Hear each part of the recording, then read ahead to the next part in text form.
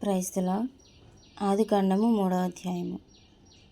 దేవుడైన యెహోవా చేసిన సమస్త భూజంతువులలో సర్పము యుక్తిగలదై ఉండెను. అది ఆ స్త్రీతో, ఇది నిజమా? ఈ తోట చెట్లలో దేని ఫలములనైనను మీరు తినకూడదని దేవుడు చెప్పెనా అని అడిగాను. అందుకు స్త్రీ, ఈ తోట చెట్ల ఫలములను మేము తినవచ్చును. అయితే తోట మధ్యనున్న చెట్టు ఫలములను గూర్చి దేవుడు మీరు చావకున్నట్లు వాటిని తినకూడదనియో వాటిని ముట్టకూడదనియో చెప్పానని సర్పముతో అనెను.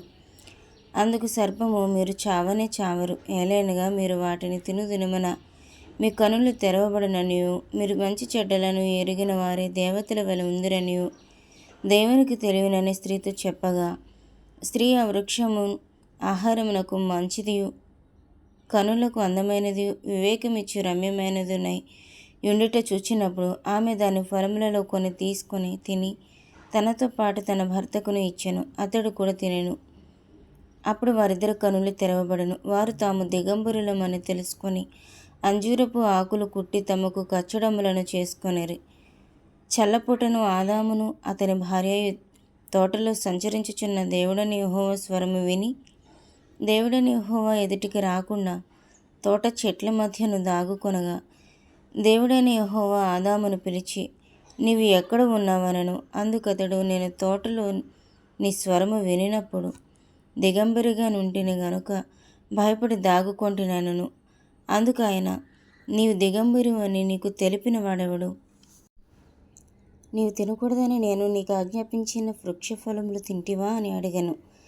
అందుకు ఆదాము, నాతో నుండుటకు నీవు నాకిచ్చిన ఈ స్త్రీయే ఆ వృక్షఫలములు కొని నాకు ఇయ్యగా నేను తింటినెను. అప్పుడు దేవుడని యెహోవా స్త్రీతో, నీవు చేసినది ఏమిటని అడుగగా, స్త్రీ, సర్పము నన్ను మోసపుచ్చినందున తింటినెను. అందుకు దేవుడని యెహోవా సర్పముతో, నీవు దీని చేసినందున పశువులన్నిటిలోనూ భూజంతువులన్నిటిలోనూ నీవు శపింపబడిన దానవై నీ కడుపుతో ప్రాకుచు నీవు బ్రతుకు దినములన్నీ మన్ను తిందువు. మరియు నీకును స్త్రీకిని నీ సంతానమునకును ఆమె సంతానమునకును వైరము కలుగజేసేదను. అది నిన్ను తల మీద కొట్టును, నీవు దానిని మడమి మీద కొట్టుదు అని చెప్పాను. ఆయన స్త్రీతో, నీ ప్రయాసమును నీ గర్భవేదనను నేను మిక్కిలి హెచ్చించెదను. వేదనతో పిల్లలను కందువు, నీ భర్త ఎడల నీకు వాంఛ కలుగును, అతడు నిన్ను ఏలునని చెప్పాను. ఆయన ఆదాముతో, నీవు నీ భార్య మాట విని తినవద్దని నేను నీకు ఆజ్ఞాపించిన వృక్షఫలములు తింటివి గనుక నీ నిమిత్తము నేల శపింపబడి ఉన్నది. ప్రయాసముతోనే నీవు బ్రతుకు దినములన్నీ దాని పంట తిందువు. అది ముండ్ల తుప్పలను గచ్చపొదలను నీకు మొలిపించును. పొలములోని పంట తిందువు.